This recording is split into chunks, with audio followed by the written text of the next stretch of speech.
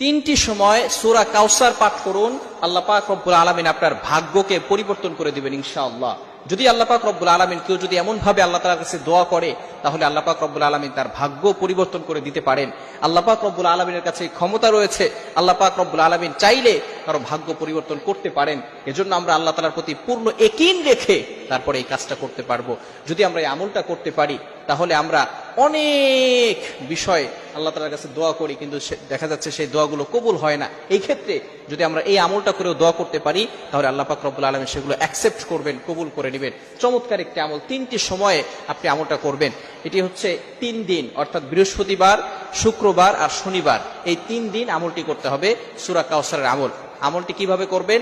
আপনি 3 দিন, বৃহস্পতিবারে এবং শুক্রবারে এবং শনিবারে, এই 3 দিনে বৃহস্পতিবার ফজরের নামাজের পরে 11 বার দুরূদ শরীফ পড়বেন, এরপরে সূরা কাউসার 129 বার